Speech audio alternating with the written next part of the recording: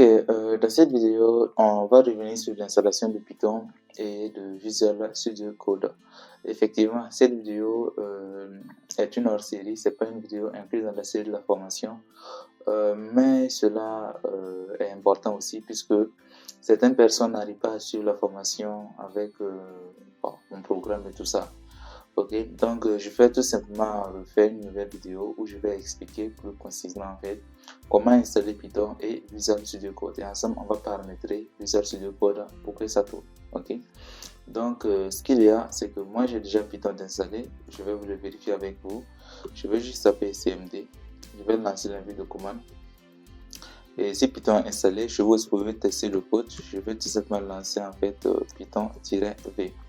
Une fois que je vais lancer, il va me donner la version de Python qui est installée. Chez moi, c'est la 3.10.5. D'accord? Donc, on va aller sur le web pour voir en fait la version de Python qui est à jour. Donc, je lance mon navigateur préféré, Edge. Et une fois que vous avez ouvert votre navigateur, moi je suis sur Windows 11, vous l'avez remarqué certainement avec tout ça. Ok? Donc, je vais tout simplement taper sur la barre de recherche Python Download. Ok? Donc, je lance Python Download et je pioche sur le tout premier lien qui va s'afficher. Ok, voilà. Une fois que ça c'est fait ici, il y a les versions qui sont là. Vous pouvez tout simplement cliquer encore sur Download ici. Si vous faites ça, il va vous amener à nouveau sur la même page. Et au-dessus ici, il vous dit simplement que vous pouvez télécharger la dernière version pour Windows, puisqu'en fait, il détecte automatiquement la plateforme. Il sait que je suis sur Windows. Si vous êtes sur Linux, en fait, il va détecter votre plateforme. Il va vous afficher la version à jour pour Linux. Autrement, si vous souhaitez télécharger pour une autre plateforme, vous pouvez piocher en dessous ici, Windows, Linux, macOS, autre. Donc, vous pouvez piocher ce qui vous convient. Maintenant, c'est la dernière version qui s'affiche en fait, voilà, en premier. Mais en dessous, si vous voulez une ancienne version, vous pouvez tout simplement glisser. Et là, vous allez voir des versions qui sont là. Ok, donc il y a la 3.10.0, la 3.11. Vous pouvez télécharger une version ancienne. Mais personnellement, je vous recommande en fait de rester sur une version à jour. Plus la version est à jour, mieux c'est. Ok, en fait, Python évolue sur deux versions majeures. On a la version 2, on a la version 3. Il n'y a que lorsque vous piochez sur une version majeure qu'il risque d'avoir une différence dans le programme, d'accord. Sinon, en fait, les versions mineures telles que la 3.11, la 3.10 ont de très faibles impacts en fait sur le code, d'accord. Donc, si vous êtes sur une version 3.x, je vous déconseille de la désinstaller, de la réinstaller. Maintenant, si vous n'avez pas Python qui est fonctionnel, vous pouvez télécharger la dernière version à jour, ça va marcher.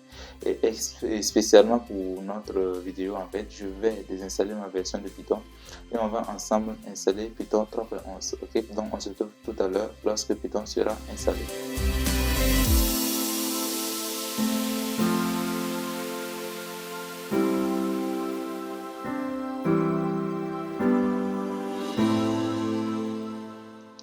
Ok, maintenant que Python a été correctement installé, on va retourner faire une nouvelle vérification avec dans la ligne de commande. Si vous tapez dans la même ligne de commande, en fait, si vous tapez ici Python-v, en fait, voilà, vous voyez qu'il affiche Python est introuvable. En fait, j'avais peur qu'il ne le fasse pas, puisque dans beaucoup de situations, en fait, lorsque comment dire, l'interpréteur est déjà ouvert, il faudrait en fait l'éteindre et redémarrer en fait l'invite de commande pour pouvoir confirmer. Et là déjà il nous dit que Python est introuvable. Il nous demande d'exécuter sans argument pour procéder à un téléchargement. Donc ce qu'on va faire maintenant, on va télécharger et installer Python 3.11. Ok. Donc tout ce que je vais faire, c'est cliquer en fait sur le bouton de téléchargement. Attention, comme je vous ai dit, je suis sur Windows. Ok, je suis sur Windows 11, vous pouvez le voir. Maintenant, si vous êtes sur une autre plateforme telle que Linux ou macOS, vous pouvez tout simplement essayer de piocher sur une des autres plateformes. Ok, voilà, ne téléchargez pas pour Windows si vous n'êtes pas sur Windows. Mais généralement, si vous êtes, quelle que soit votre plateforme, la plateforme en fait va détecter en fait la plateforme et va vous donner tout simplement la version qui correspond à la vôtre. Ok, donc on va cliquer sur Download. Une fois que c'est fait, il me dit que j'ai déjà un téléchargement. Je l'avais déjà téléchargé en fait, puisque j'avais préparé la vidéo en avance. Et maintenant, je vais ajouter le fichier dupliqué. Bon, je dis en fait, maintenant, quand la fichier c'était terminé, il me dit OK. Donc, on va aller au répertoire de téléchargement. Une fois que c'est fait, il nous ouvre le répertoire. Voilà, donc voilà l'ancienne version, la 3.10. Et là, il y a la 3.11. Et c'est ce que je vais faire. Donc, je vais double-cliquer sur ça pour lancer l'installation. Une fois que c'est fait, il me demande de sélectionner l'installation que j'aimerais faire en fait. Donc, installation directe ou installation customisée. Ok. Donc, avant de cliquer sur quoi que ce soit, veuillez à cliquer sur ce truc-là. D'accord. Vous cochez cette case. Pour dire simplement d'ajouter en fait l'exécutable de Python dans les variables d'environnement. Si vous ne cliquez pas sur ça, Python ne sera pas accessible en ligne de commande. Il sera installé, mais l'interpréteur ne sera pas accessible depuis la ligne de commande, ce qui sera un peu gênant, puisque c'est depuis la ligne de commande qu'on fera beaucoup de nos actions. Donc on va veiller à cocher cela. Et maintenant, on va simplement lui dire de faire une installation classique, puisqu'en fait, si vous voulez personnaliser l'installation, vous cliquez sur ça pour personnaliser. C'est-à-dire que je choisis le répertoire d'installation et tous les autres tralala qui tournent autour. Maintenant, bon, moi je vais aller sur une installation classique, ok, et donc il va le faire rapidement. Voilà. Et en temps normal, après ça, en fait, l'installation de Python va être terminée.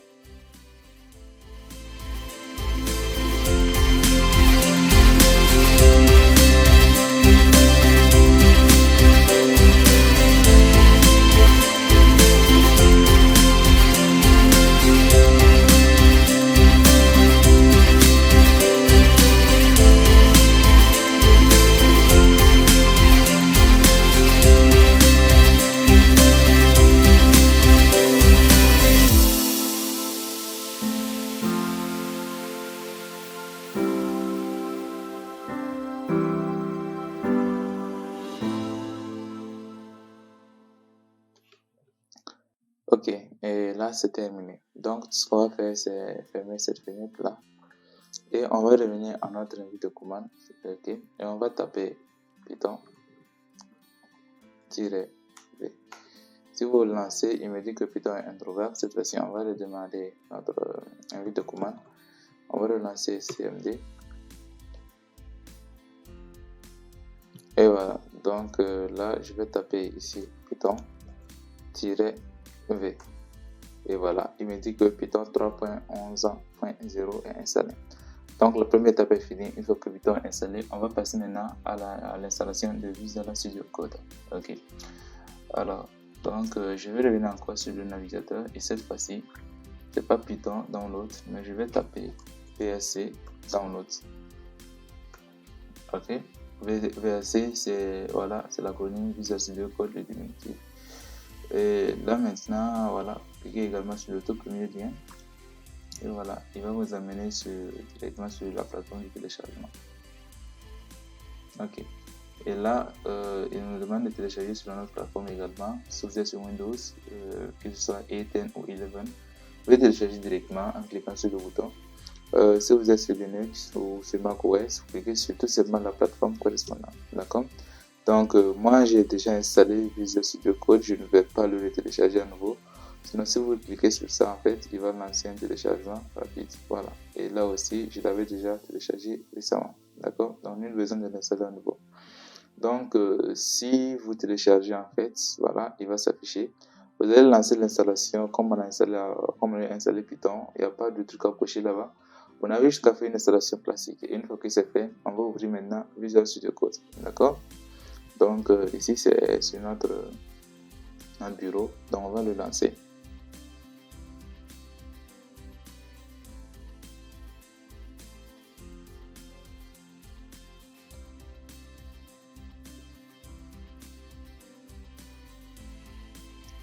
Ok, il a ouvert deux fenêtres.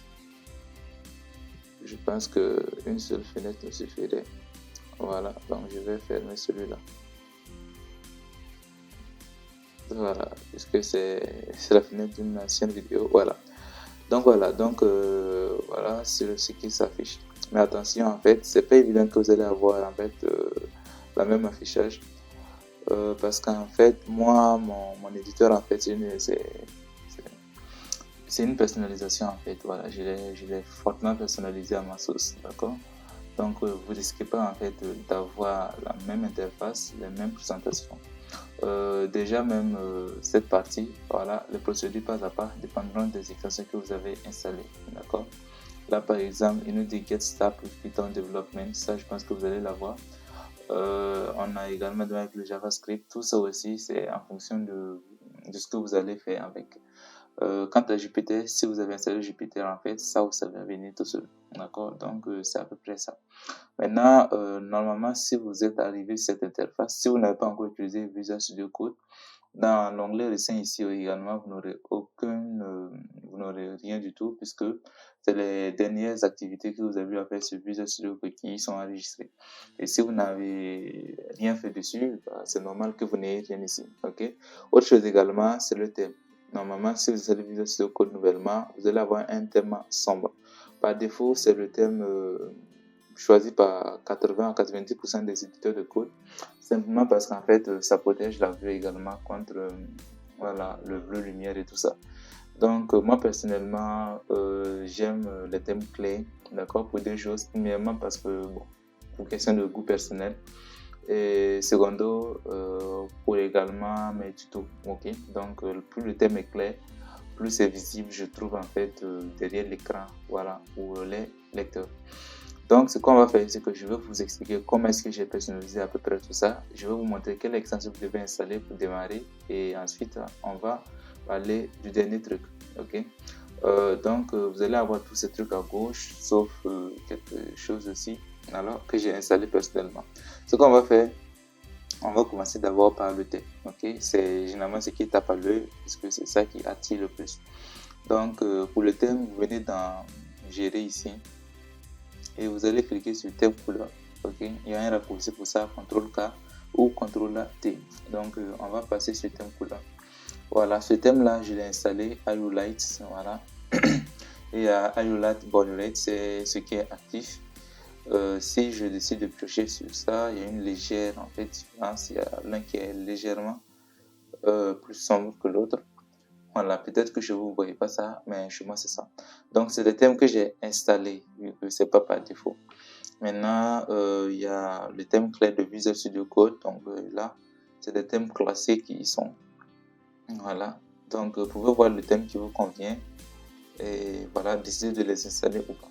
Avant, en fait, c'était le thème Solar Clay qui était actif, si vous vous souvenez. Dans les anciennes vidéos, c'était ce thème-là, c'était pas plus blanc en fait, c'était peut-être, disons, du solaire en fait, voilà. Ensuite, on a Abyss, ça c'est des thèmes qui vont vers le sombre. Et là, il y a Are You Dark, voilà, le thème que j'utilise, mais ils sont sombres. Ok, voilà, il y a pas mal de choses qui sont là. Donc, certains de ces thèmes sont des thèmes que j'ai installés, c'est pas des thèmes par défaut. Par exemple, le One Dark Pro, par exemple, qui est un thème que je vous conseille. Si vous piochez sur le thème sombre, je vous conseille le One Dark Pro. Voilà, c'est un thème assez cool, mais c'est un thème que j'ai installé aussi. Voilà, donc vous pouvez l'installer. Voilà, donc tout ça, c'est des thèmes. Ok, ce que je vais faire, je vais vous expliquer maintenant comment est-ce que vous pouvez installer un thème. Donc pour le faire, c'est pas compliqué du tout. Vous allez déjà aller au-dessus, vous allez voir parcourir les thèmes de couleurs supplémentaires. Si vous cliquez sur ça, voilà, il va vous afficher pléthore de thèmes. Vous pouvez rechercher un thème par exemple. Si je dis par exemple sur le One Dark Pro, je l'ai déjà installé. Donc voilà, ça sera plus actif ici. C'est un thème que j'ai installé. Mais si vous n'avez pas encore installé le One Dark Pro, si vous lancez One Dark Pro ici par exemple, ça va s'afficher. Vous allez cliquer dessus et l'installer. Voilà. Donc déjà même en fait, une astuce que je vous donne, lorsque vous voulez chercher un thème par exemple, passez déjà par son type. Par exemple, si je cherche des thèmes sombres, je peux dire par exemple dark. Et dès que je vais placer dark pour dire sombre, tous les thèmes en fait, voilà, qui sont sombres en fait seront affichés. Puisque généralement les thèmes sombres portent le nom, voilà, le mot dark à l'intérieur. Donc tous les thèmes type sombre seront affichés et vous n'aurez seulement qu'à choisir le thème qui vous convient. Si vous piochez pour le light, c'est exactement pareil. Voilà, là, les thèmes light seront là. Vous allez voir à peu près quel thème vous convient. D'accord? Donc, si vous trouvez en fait votre goût, voilà, n'hésitez pas à vous installer. En fait, sachez qu'un éditeur de code, en fait, c'est, comment dirais-je, c'est comme un bureau ou votre chambre, en fait. Voilà.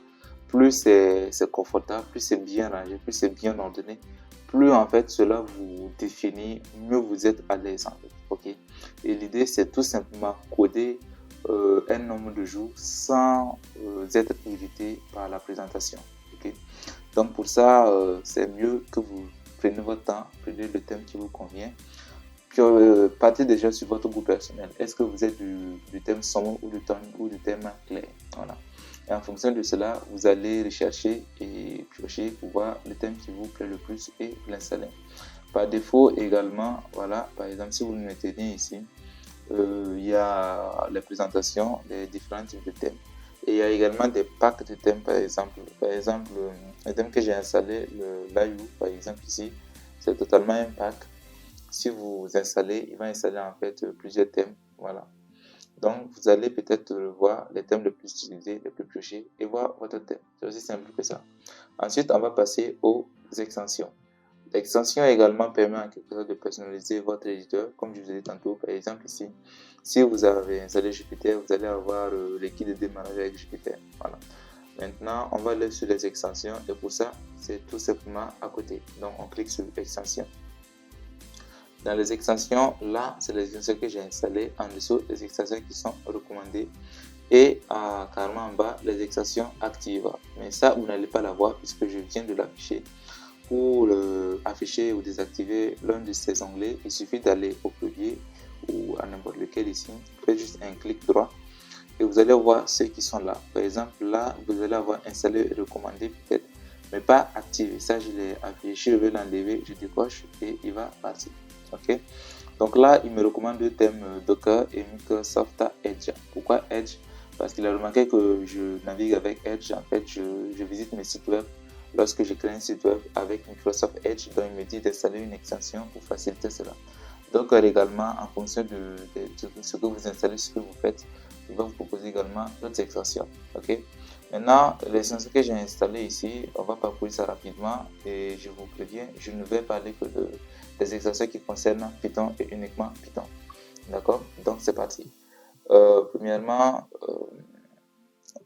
ok, je vais remonter à nouveau puisque j'ai carrément allé trop bas. On va revenir au tout début. Voilà. Et on va aller en dessous. Ok, qu'est-ce qu'il y a ici?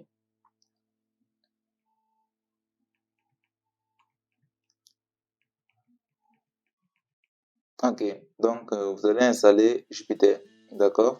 Donc vous allez rechercher ici par exemple l'extension Jupyter et vous allez l'installer. Si vous recherchez par exemple ici Jupyter, voilà, il va vous afficher ça ainsi, vous cliquez sur ça et voilà. Jupyter en fait c'est un pack d'extensions. Il va installer en fait plusieurs extensions jusqu'à 4. Installez-les toutes, je vous le recommande, voilà. Mais à défaut, si vous y connaissez, vous pouvez sélectionner juste les extensions que vous souhaitez avoir et ceux dont vous ne voulez pas, voilà, vous pouvez les ignorer, d'accord. Mais je vous recommande de les installer toutes. Ok, donc on va continuer après Jupyter. Qu'est-ce qu'il y a encore comme extension? Ok, tout ça sera installé avec Jupyter. Ok, en dessous, bon, Live Code for Python, pourquoi pas, vous pouvez l'installer, mais lui, son utilité en fait est assez limite. Voilà, il y a une image plus représentative de ça. En fait, le Live Code for Python, c'est tout simplement en fait une extension qui vous permet de coder en live en fait. Voilà, c'est simplement que vous écrivez le code à gauche comme c'est ici et vous allez voir le résultat directement à droite sans avoir à cliquer sur voilà, une quelconque touche d'exécution ou quoi que ce soit. Voilà, donc ça part directement et ça va seul. D'accord? Je vais vous faire un petit exemple tout à l'heure. Vous allez voir que c'est pas très compliqué. D'accord? Donc après ça, je pense que c'est tout. Voilà, c'est tout. C'est tout ce qu'il y a à installer. Vous allez installer également Python pour Visual Studio Code. C'est très important. Et Python également, si je ne me trompe pas, c'est totalement c'est un pack aussi. Non, voilà, Python Environment Manager, puisque je sais qu'il y a un pack qui inclut Python et Pylance, puisque ça aussi est important. Voilà, donc vous allez rechercher Python Extension Pack Et Python Extension Pack, en fait, regroupe pas mal de trucs de Python. Déjà, il y a Python, il y a AutoDoxLink, on a Ninja, on a Django, on a IntelliJ Codes, on a tout ça, on a Python Environment Manager. Voilà, et après ça, vous allez également installer Pylance. Pylance, c'est P-A-L-N-C, voilà. Voilà, donc Pylance, c'est lorsque vous allez lancer, voilà, vous allez également installer Pylance. Donc, je pense qu'avec tout ça, c'est bon. C'est tout ce qu'il vous faut pour faire du bon Python. Il y a Django, je n'ai pas parlé de ça. De toute façon, il sera directement installé avec Python. Voilà, l'extension Python Extension Pack, si vous l'avez installé. Normalement, tout doit aller. Voilà. Mais Django, c'est pour le web, comme je l'ai dit, c'est du Python, certes, mais on n'en est pas encore là. Quand on va y arriver, on va en parler. Donc, c'est tout ce qu'il y a à voir sur les extensions et tout ce qui tourne. Maintenant, je vais vous faire en fait un tout petit test avec le live code pour Python. Vous allez voir un peu comment ça marche. Donc, j'ai ouvert tellement de fenêtres, excusez-moi. Voilà. Ok. Donc, on va lancer un nouveau fichier Python. Donc, je dis que je veux un fichier Python classique.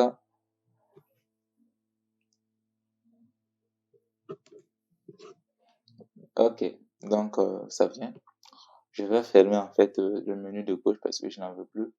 Et ce que je vais faire, c'est que d'abord, je vais enregistrer le fichier pour qu'il puisse exécuter mon code sans problème.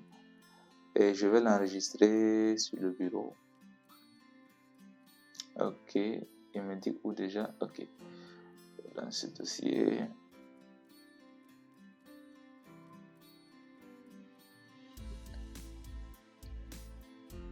Donc, on va aller sur le desktop. Ok, et on va lancer ça. Je dirais peut-être Python for Visual. Bon, for Live Code, c'est bon. Ok, bon. Voilà, Python for Live Code, c'est pas mauvais. Je vais faire .py pour en même temps éviter les soucis. Donc, je lance. Ok. Et une fois que c'est bon, on va coder. Donc, le live code, en fait, une fois que vous allez l'installer, je vais fermer le menu de démarrage. Il y a ça qui sera affiché sur, voilà, sur votre palette de haut. Donc, vous allez cliquer sur ça et il va scinder votre écran, votre éditeur en deux. Ok. Voilà. Et là, à gauche, on code et à droite, le résultat sort. Donc, on va enregistrer d'abord une variable classique. Donc, je dis A égale à 23. Et lorsque je dis A égale à 23, il ne fait rien du tout. Jusqu'à ce qu'on affiche, je dirais peut-être print de A.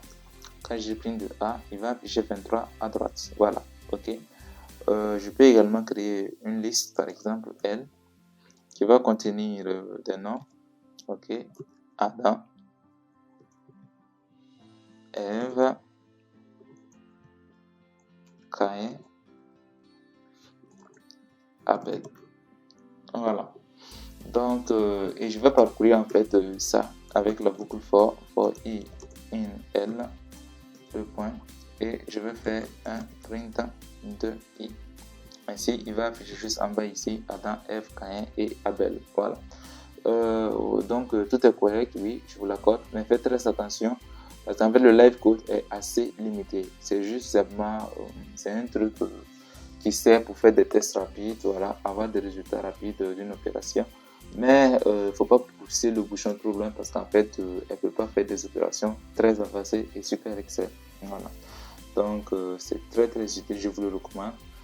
Surtout lorsque vous êtes en phase de test et que vous n'avez pas beaucoup de choses à faire, du moins beaucoup de choses très avancées à faire, vous pouvez utiliser le live code directement et ça va marcher. Ok, le dernier point que je voulais parler, c'était peut-être, comment dirais-je, l'invite de commande, d'accord. Bien évidemment, on n'a pas toujours besoin de l'invite de commande étant donné que Visual Studio Code lui-même intègre un terminal. On peut utiliser le terminal de Visual Studio Code et c'est généralement ce qu'on fera dans 80% des cas. Voilà. Moi, j'ai placé mon terminal à gauche. Voilà. Mais bon, c'est toujours mieux en fait d'avoir un terminal Windows qui est très performant. Ok. Et ce terminal-là qui est là n'est pas le terminal par défaut de Microsoft. D'accord. Voilà. Donc, l'invite de commande CMD, si vous êtes sur Windows et que vous avez déjà touché à ça, vous savez à quoi ça ressemble. Voilà, je vais lancer CMD. Et là, si vous lancez CMD, ça vient. Ok, CMD, je le lance. Et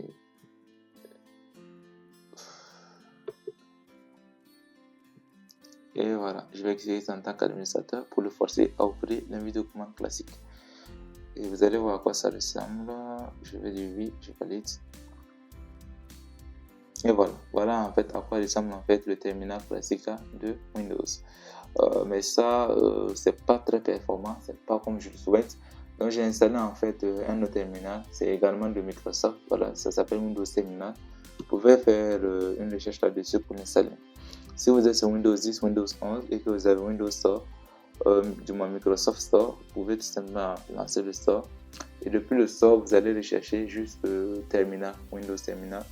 Et ça va s'afficher, vous allez l'installer depuis le store.